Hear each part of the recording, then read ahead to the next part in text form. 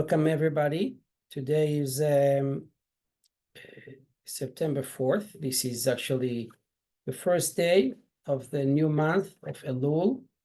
And this is actually, we are exactly 1 month away from Rosh Hashanah. So I'd like, this is an opportunity to wish everybody happy, healthy new year for a beautiful upcoming year. And we are going to learn today about character, how to improve our character. This is our third lecture. We spoke 2 weeks ago, that a person should try to pursue spiritual life, meaningful life, life of happiness, life of helping others, and life of intellectual capacities, okay? To be able to increase as much as we can our intellect. Now, that is how the second chapter ended. Now we are starting the third chapter. The third chapter starts like this. You can see my screen? Okay. So a person might say, since envy, desire, and the pursuit of honor and the like are a wrong path and drive a person from the world, I should separate from them to a very great degree and move away from them to the opposite extreme. For example, he will not eat meat, not drink wine, not get married, not live in a pleasant home, not wear fine clothing, but rather wear sackcloth and coarse wool and the like, just as the pagan priests do. This too is a bad path, and it is forbidden to walk upon it. Whoever follows this path is called a sinner.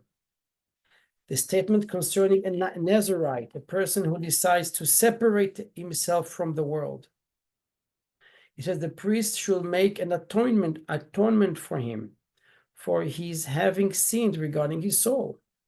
Our sages decree that if a Nazarite was abstained only from wine requires atonement, how much more so does the one who abstains from everything? Therefore, our sages directed men to abstain only from those things which the Torah denies him, and not to forbid himself permitted things by vows and oaths of abstination. Thus, our sages stated, are not those things which the Torah has prohibited sufficient for you, that you must forbid additional things for yourself? This general statement also refers to those who fast constantly. They are not following a good health, for our sages had forbidden a man to mortify himself by fasting. Of all the above and the like, King Solomon directed and says, do not overly be righteous and do not be overly clever. Why make yourself desolate? Okay, so let's discuss it for a minute. Okay, basically what the Rambam is telling us in the laws of character, that we need to have a balanced life. Okay, we cannot have a life that is only focused on spirituality and also not have a life which is only focused on the physicality. There has to be a balance of the two. Okay, and we know that there are many character traits. Every person has several character traits, and we're going to go through them right now. The point is that either extreme is no good, and the middle is what is better. Okay. Now we're going to learn that once you achieve the middle path, you are called a wise man.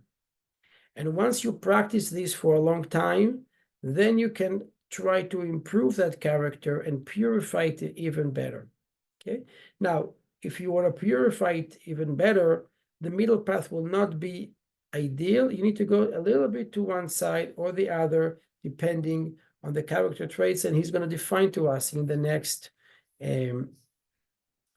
paragraph. Now, a person should direct his heart and the totality of his behavior to one goal, becoming aware of God, blessed be he. The way he rests, rises, and speaks should all be directed to this end. So here, let's pay attention. He's asking for, this is an intellectual pursuit, okay? We are asking ourselves to become better cognitively, okay? What do we want to aspire to know and become aware of Hashem? Okay?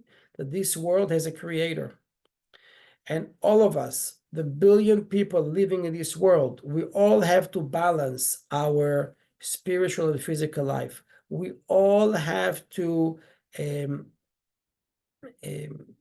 go through challenges of making money, raising children, getting married, living in the world, interacting with people, improving our interpersonal connection with people.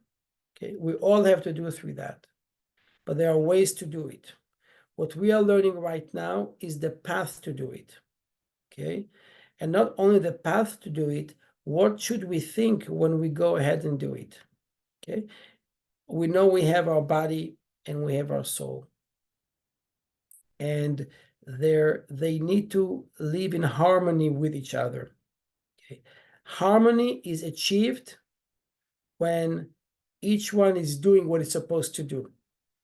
If the soul will be too spiritual and not connect with the body, it will not be good. If the body will draw the soul to be too physical, it also will not be good. There has to be a balance. Okay, so now Maimonides is going to give us the balance. For example, when one involved in business dealings or while working for a wage, he should not think solely on gathering money.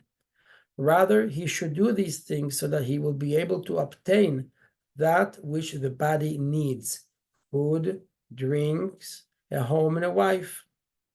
Similarly, when he eats, drinks, and engages in intimate relations, he should not intend to do these things solely for pleasure, to the point where he will eat and drink only that which is sweet to the palate and engage in intercourse just for pleasure. Rather, he should take care to eat and drink only in order to be healthy in body and limb. Okay, therefore, he should not eat all the palate that the palate desires, like a dog, God forbid, to differentiate, or a donkey. Rather, he should eat what is beneficial for the body, be it bitter or sweet. Okay, so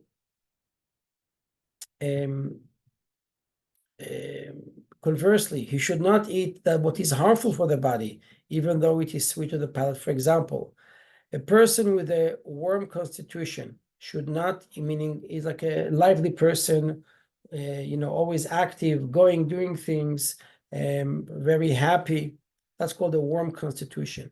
Should not eat meat or honey, nor drink wine. Why? Because it's only going to make it even worse. If somebody has a warm constitution, he should eat cool things that will cool down his body. Okay. One should drink endive juice, even though it is bitter, for then he will be eating and drinking for medical reasons only, in order to become healthy and whole. For a man cannot exist without eating and drinking. Okay. A person who accustoms himself to live by the rules of medicine does not follow a proper path. In his sole intention is that his entire body and limbs be healthy, and that he have children who will do his work and toil for him. Okay, it's not just good. I mean, people who come to me and they work out and they exercise and they overexert their body. This is not the purpose of exercise.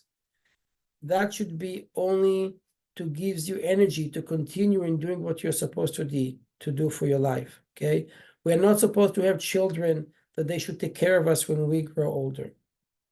Okay, we should not just make money so we can look rich in the eyes of others. We should just make the amount of money we need in order to live comfortably, survive, and help others by giving charity. When we go to sleep, we don't just go to sleep because we have nothing else to do, but we go to sleep because we know that this is how we rejuvenate our body and we get energy to continue in living our life. Okay. This is a short chapter. chapter 3. I'm now going to open it for discussion. I want to hear what you guys have to say. Please unmute yourself.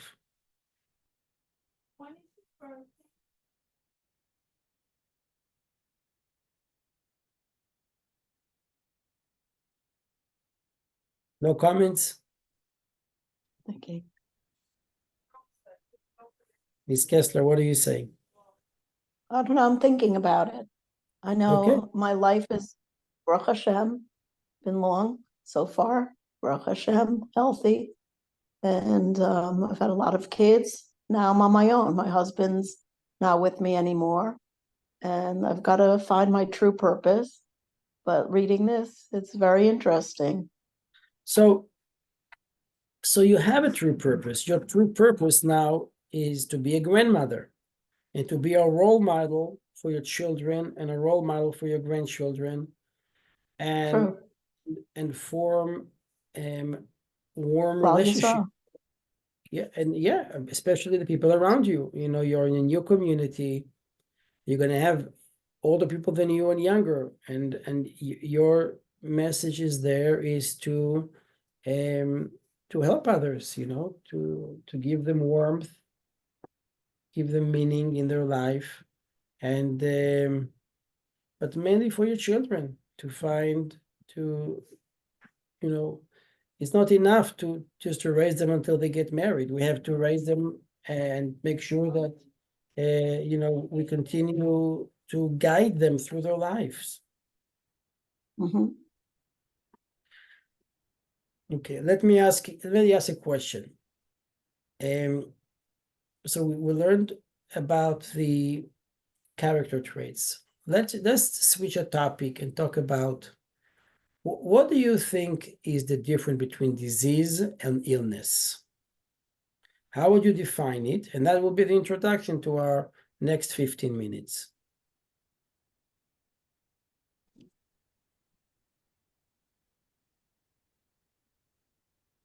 I guess disease is something you have and you have to learn to live with and, you know, cope with it.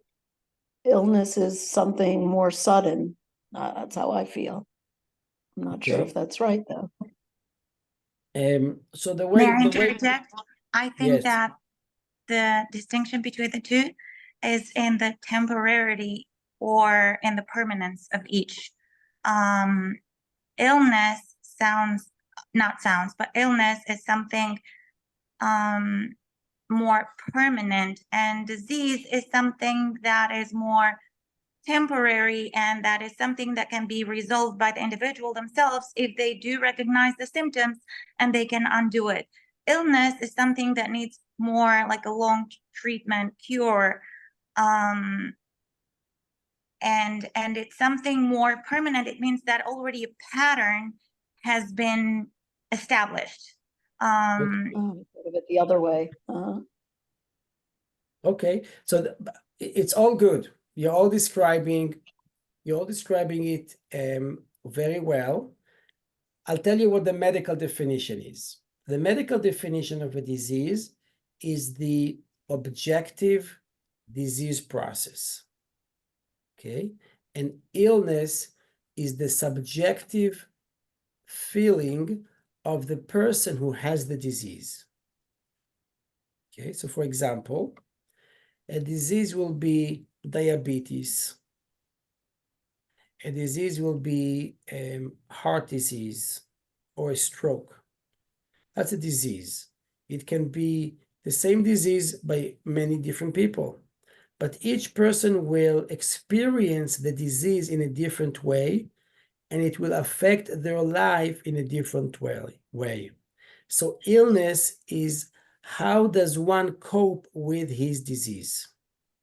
Okay, you can have similar people, similar background, and they have a disease, let's say diabetes. One will feel fine, will keep on going with his life, will take medications and be happy.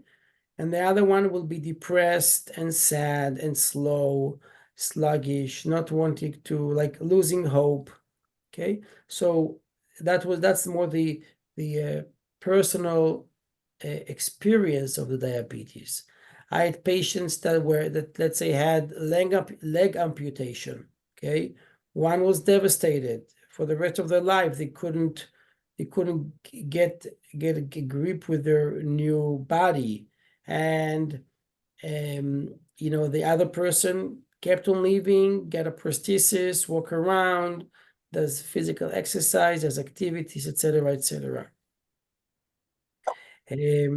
So that is the difference. Now, this is the basis of the video I want to show you, where the Lubavitcher Rebbe is talking to a group of handicapped soldiers who are in wheelchair and are missing limbs.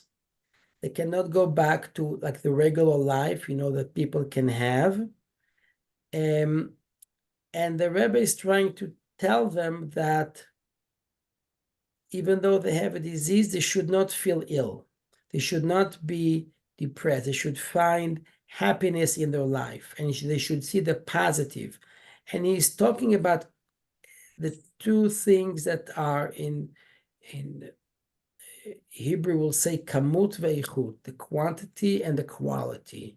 The quantity means to the physical body, if you have all your limbs or not. The quality is what you can accomplish with your body, what you can do, how you can act.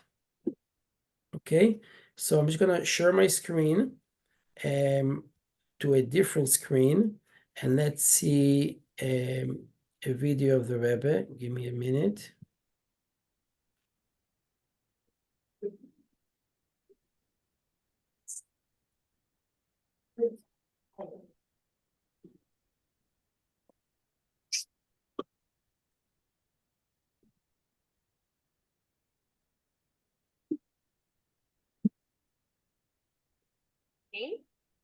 Here.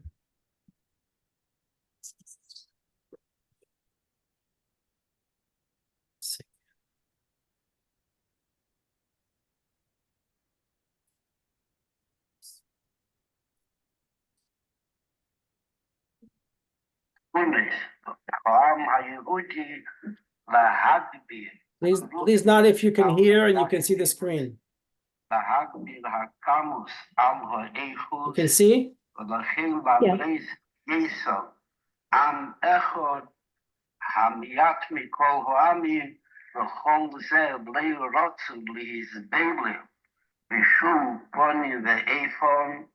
אף שהויה כושר זה בתקופיס מיוחדס במסירת נפש ממש ולרוצה להסבלל ולהתאמה בין העמים גם בתקופיס הרווחה כשהזמינו עשו ולחץ עליהם להסיר המחיצס בין עם ישראל על ידי שיחיו חייהם כמי שאר כל עמי הארץ, והם עמדו על העיקר והעיקרית ובכל These are the soldiers and their families.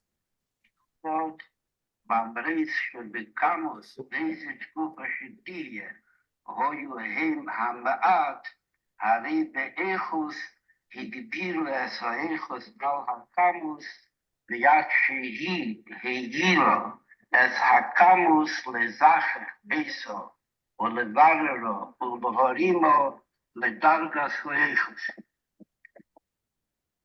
וזה גם כנקודה מיוחדת, שכשמאיזה סיבה שתהיה חוסר למישהו בקמוס, אין זה סיבה וביור כלל, לי חס ושלום נפל ברוחי, כי אם אדרבה, כיוון שהוא חוסר משהו בקמוס, בגשמיות שלי, באשמתו, אין על ידי שעושה דבר טוב, ועד למסירת נפש והגיע על עם ישראל במקום מסוים, ובשטח מסוים, ובפרט בארץ הקודש, הרי זוהי חוכמה, אשר ברא אדם הקדוש ברוך הוא לא שם לב לו כיחס מיוחדים, כיחס רוחניים מיוחדים, שביכולתו להסגבר על מה שנראה בעיני בשר חוסק בגשמיוס ובגוף, ולהריס שאדרבה הוא לא רק בשובר לשאר בני אדם אשר סביבי, כי אם גם יש בישראל רוח אשר מסגבר הוא על החיסונים הנראה לעיני בשר ומראה, אשר יוכלו להסיק עמדו ובלליס בעניונים חשובים, בעניונים טובים ובהישגים למעלה מהישג של אדם מן השורה, של אדם על דרך הרוגל. ולכן גם כן אין די כנשא מהשם שנסים למישהו והוא נכה, כי אם שזהו מראה על משהו נחיסוס וירידו, כי אם אדרבה צורך להדגיש בזה שהוא משהו מיוחד ומצוין על ידי ברא האדם, שנושם לכיחס מיוחדים יסדים על מה שישנו לאדם מן השורה, ולכן דווקא ביכולתי להסגבר על קושיים ומניעס שאין ביכולת להסגבר עליהם לאדם מן השורה. ולכן הייתי מציע כמנהג יהודי להויר ולהציע גם בעניונים של חיי אינם שלי שישנו השם ויקורו מצוינים בישראל, אם מצוינים על ידי המלחמה, עם איזה סיבה שתהיה, ואם זה רק שינוי השם, כי אם גם ביור המסר מהמיתוסי, ולהדגיש על ידי השם עצמו שיש בהם משהו מצוין ומיוחד, שלוחים להם הזכות להריץ דוגמה חיה ומתוך שמחה ובתוכן עצמי, שכל אחד ואחת מבני ישראל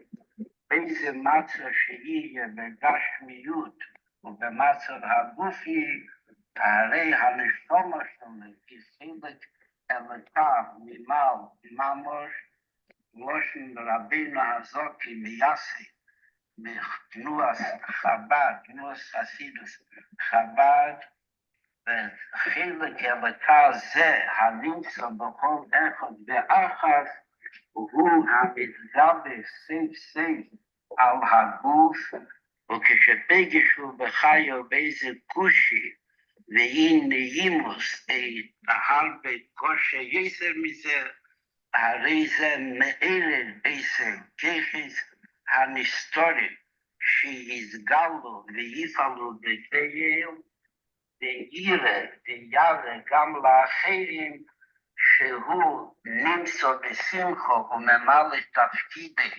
באילון להרביס רוחניס קדושה באילון. Wow.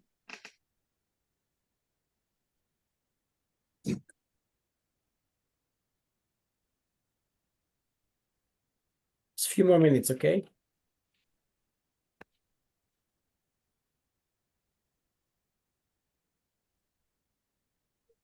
את ההתשה, נפצעתי,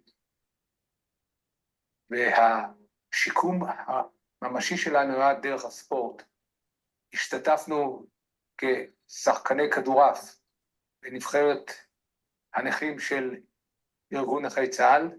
ב-1976 התקיימה האולימפיאדה בטורונטו בקנדה, והייתי מהמייסדים והמובילים של הארגון הזה לשיקום נכי המלחמה. וחשבתי שלא יכול להיות דבר יותר מובן מאליו מאשר לטוס לניו יורק ולבקר את הרבי. והתקשרתי למזכירו של הרבי ומיד התקבלתי בתשובה חיובית וחמימות וקבענו את המועד. אני שגדלתי בקיבוץ חילוני, במסגרת חילונית, שכל הקשר שלי לדת היה רחוק מזרח ממערב, שיוסי לוקנברג אמר שצריכים להיפגש עם הרבי מלובביץ', אמרתי בסדר, אוקיי, להיפגש איתו, זה לא... שמעתי עליו. הם שכנו בבית מלון במנהטן. אז כמובן שאלו שדוברי עברית נשלחו להביא אותם. כמובן הביאו אותם באוטובוסים מיוחדים, אוטובוסים בלי מושבים, כדי שיוכלו לקשור כל אחד עם העגלה שלו. אחרי בסמסמת הוציאו את כל השולחנות מול הבמה של הרבי, שהרבי יושב. אז בעצם הושיבו שורות של חיילים הפצועים על כיסא גלגלים. וכבר כשהתקרבנו, כשירדנו מהאוטובוס, חשנו בהמולה, בהתרגשות הגדולה מסביב. הגענו לאולם גדול, בית הכנסת הגדול, ומסביב היו אלפי בני ישיבה חרדים בהתרגשות גדולה. רק אומר, אני אישית בהתרגשות רבה. זה די איזה רוח מיוחדת, רוח של קדושה. ויצא הרבי ועלה לבמה ודיבר אלינו. אני ידעתי בעבור אשכנזית, שהרגלתי בעבודת תקוותי, שכולם יבינו.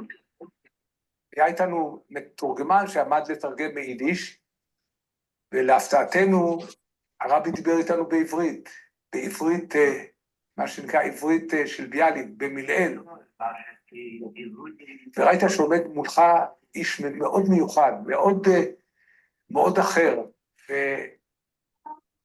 והמסר שלו היה, אתם חזקים, אתם גיבורים, אתם לא נכים. אם בייתי נס מהשם שנסים למישהו שהוא נכה, שזהו מראה על משהו נחיסוס וירידו, כי אם אדרבה צריך להדגיש בזה שהוא משהו מיוחד ומצוין על ידי בן האדם שנוסם לג'יחיס מיוחדים יסיירים על מה שישנו לאדם מן השורם, ולכן דווקא ביכולתי להסגבר על קושיים ומניעס שאין ביכולת להתגבר עליהם לאדם מן השורם. ולכן הייתי מציע שישנו השם ויקורו מצוינים בישראל. ישבנו קסומים שמה, האזנו לדרשה שלו, ואני כאדם שעסקתי כל חיי בתחום הזה, אני יכול לומר שדברי הרבי היו נר לרגליי, ומצאתי אנשים שנפגעו בצורה הכי קשה, עיוורים ומשותקים וכן הלאה, ובמעט שנשאר להם, הם הגיעו להישגים הכי גדולים שאדם יכול לתאר לעצמו, שזה דבר שאדם שלא מכיר את התחום הזה וכן הלאה לא יכול להאמין. וזה הרבי תפס מיד כשהוא ראה אותנו וכשהוא קיבל אותנו. ובעזרת ההתייחסות של הרבי שקרא לנו מצויני צה"ל, בעקבות זה, עם השנים אני הייתי שותף להקמה של ארגון שנקרא אתגרים, ארגון שמנסה באמצעות ספורט אתגרי, לקחת ילדים עיוורים וקטועים ומשותקים ופגועי נפש מנטלית. היום אני מביא אותם לאלפי, אפילו לעשרות אלפי החולים שלי, ובצורה זו אני מצליח לרפא אותם. מאור פנים של הרבי היה מאור פנים. תמיד היה מאור פנים של הרבי, היו באור יקרות, אבל בפעם הזאת היה משהו מיוחד ויוצא דופן, שראו איך שהרבי מגלה אהבה מיוחדת בברכו בתדו רבה על הכובד הגודל שנתכבדתי על ידי הביקור שלכם, ויהי רוצן שרבי פעמים תצליחו להוביל שמחה ואב ויהדות בכל מקום שתבקרו, הם בחוץ לארץ ולאחרי זה גם כן בארץ הקודש. וכשהוא סיים את הדרשה, הרבי ירד אלינו, דבר שאמרו לי שזה דבר שהוא לא מקובל. הוא ירד אלינו, לחץ את ידי כולם וידי כל המשלחת, הוא לחץ את ידי. זה היה מין חיזיון שקשה לתאר אותו. חשנו שהאיש באמת אוהב אותנו. אוהב את הנתן ומעריך את האנשים שתרמו מגופם לשלמותה של מדינת ישראל. ולכל אחד הרבי אמר מילה אחרת, והיו כאלו שביקשו ברכה, והיו כאלו שדיברו עם הרבי. אז אני זוכר שהיה אחד, ברוב התרגשות, רצה לתת לרבי מתנה. היה לו כבטמבל, זה פעם חדש. נתן לרבי את זה מתנה. צריך לראות באיזה חיבה הרבי לקח את זה. אי אפשר לתאר, ואחרי זה כשהרבי חזר למקום שלו, וצירף את הכובע הזה לסידור, מחובקים ביחד, ככה יצא בביס מדרש.